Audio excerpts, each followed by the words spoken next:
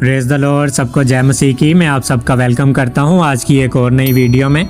आज की वीडियो का जो टॉपिक है वो बहुत ही इंटरेस्टिंग है कि आदम ने जब बागे अदन में उस नेकोबद के दरख्त में से खाया जो कि खुदा ने उसको मना किया था कि आदम तू इस दरख्त के फल में से ना खाना, जिस दिन तू खाएगा तू मरेगा।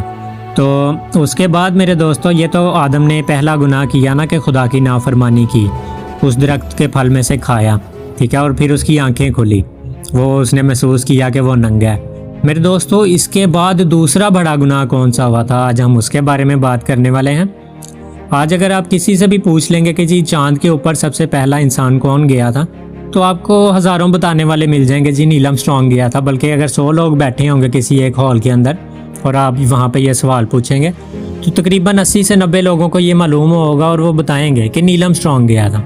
लेकिन जैसे ही आप उनसे पूछेंगे ना कि दूसरा इंसान कौन सा चांद के ऊपर गया था, तो उनको नहीं पता होता इन बातों के बारे में। तो ना ही मेरे दोस्तों हमारा ना कि आज का ये टॉपिक है कि चांद पे पहले कौन गया था कौन नहीं। जस्ट मैं आपको समझाने के लिए ये एक एग्जांपल इस्तेमाल कर रहा था कि हम सिर्फ पहली चीज़ों के ऊपर गौर करते हैं कि जी आदम ने उस दरख्त के फल में से खाया, जबकि जो दूसरा बड़ा गुनाह हुआ है, अभी भी बहुत से मसीह बहन भाई जो वीडियो को देख रहे हैं वो इसीलिए देखने आए हैं क्योंकि उनको नहीं पता है कि आदम ने दूसरा बड़ा गुनाह कौन सा किया था।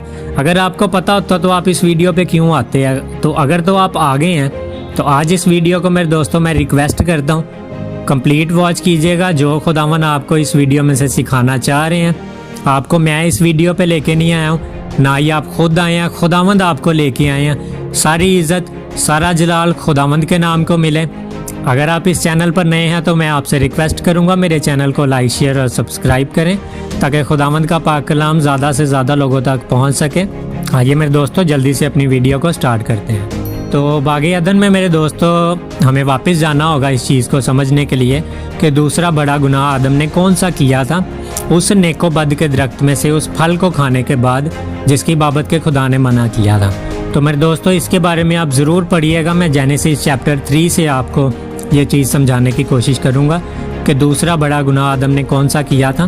तो मेरे दोस्तों हम देखते हैं कि जिस वक्त पर आदम और हवा उस दरख्त के फल में से खा लेते हैं तो खुदा आता है ठंडे वक्तों में आदम से बात करने के लिए, और हम वहाँ पर लिखा देखते हैं कि आदम जो है वो छुप रहा होता है, यानी अपने आप को छुपा रहा होता है झाड़ियों में, क्योंकि उसे ये महसूस होता है कि वो नंगा है, ठीक है। और खुदा आता है, खुदा आदम को आवाज़ देता है और आदम तू कहाँ है। तो आदम जब खुदा के सामने आता है तो आदम कहता है कि मैं तो छुप रहा था इस वजह से क्योंकि मैं नंगा हूँ। तो खुदा उससे कहता है कि तुझे किसने कहा कि तू नंगा है। खुदा को पता चल जाता है और आगे खुदा उसको कह रहे हैं कि क्या तूने इस नेकोबद के दरख्त में से खाया। तो आदम उसे कहता है हाँ मैंने खाया है। लेकिन मेरे दोस्तों आगे आदम क्या बात करता है वो हमारे लिए जानना बहुत ही ज़रूरी है। आदम खुदा को कह रहा है कि उस औरत को जिसको तूने मेरे पास बना के भेजा, ठीक है, उसने मेरे से ये गुनाह करवाया, ठीक है, यानी उसने मुझे ये फल दिया। अब मेरे दोस्तों यहाँ पे ये गुनाह हो रहा है दूसरा।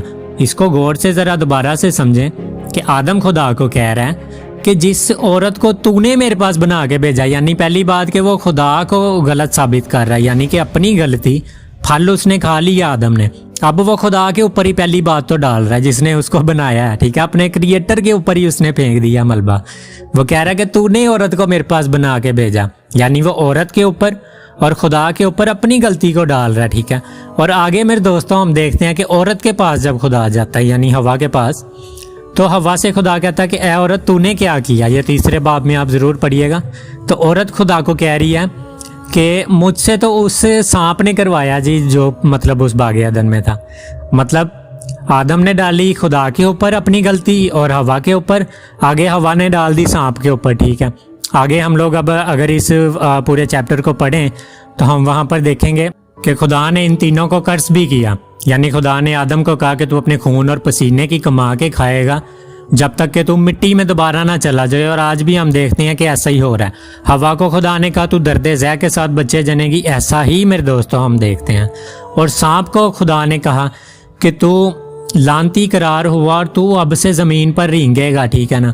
हम मेरे दोस्तों देखते हैं और आगे खुदा एक और बात सांप को कहते हैं कि औरत की नस्ल में से, इसी औरत की नस्ल में से जिससे तूने गुनाह करवाया है, ठीक है, इसकी नस्ल से एक आएगा। जबकि औरत की तो नस्ल होती नहीं है, नस्ल तो हमेशा मर्द से होती है, लेकिन उस औरत की नस्ल से यानी हवा की नस्ल से फिर मेरे दोस्तों खुदावंद यीशु मसीह आते हैं और जिस तरह से कि खुदा उसको कहता है कि वो तेरी जो है मतलब खोपड़ी को कुचलेगा और तू उसकी एड़ी पर काटेगा। तो मेरे दोस्तों हम देखते भी हैं कि सलीब के ऊपर खुदावंद यीशु मसीह ने जो अबलीस था, जो अजदहा था, जो पुराना सांप था, ठीक है, उसके सर को कुचला भी, ठीक है, और उसने खुदावंद यीशु मसीह की एड़ी पर काटा भी, ठीक है ना, जिससे कि खुदावंद यीशु मसीह मसलूब हुए हम सब के गुनाहों की खातिर, हमें बचाने की खातिर, उस गुनाह की खातिर जो कि हव्वा और आदम ने उस वक़्त पर उस बागे अदन में किया था।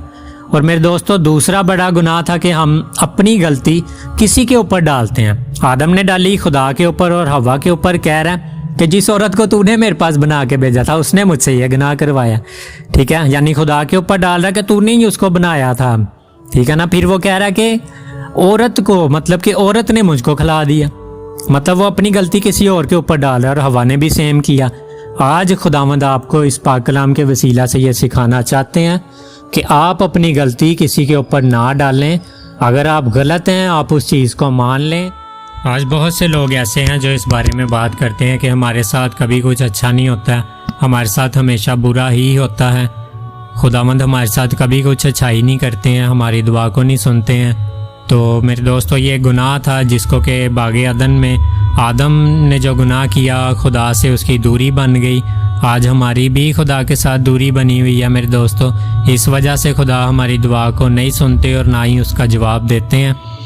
तो अगर तो आप खुदा से जवाब को हासिल करना चाहते हैं तो आपको खुदावंद यीशु मसीह के पास आना होगा। खुदावंद यीशु मसीह आपके पास आना चाहते हैं, आपसे बातें करना चाहते हैं और आपके करीब आना चाहते हैं। जिस तरह से कि मेरे दोस्तों खुदावंद यीशु मसीह इस वीडियो के वसीला से आपसे बातें कर रहे हैं, आप इसको रिसीव करें। खुदावंद के इस पाक कलाम को अपनी ज़िंदगी में जगह दें।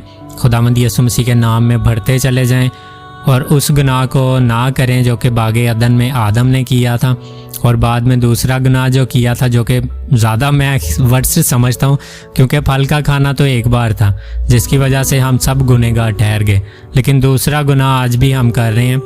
फल तो एक ही बार खाया गया, लेकिन दूसरा वाला जो गुनाह है अपनी गलती किसी और के ऊपर डालना, वो आज भी हम कर रहे हैं। ये दो बड़े गुनाह थे जो कि बागे अदन में हुए। तो इस आखिरत के वक्त में मेरे दोस्तों खुदावंद यीशु मसीह आपको बचाना चाहते हैं।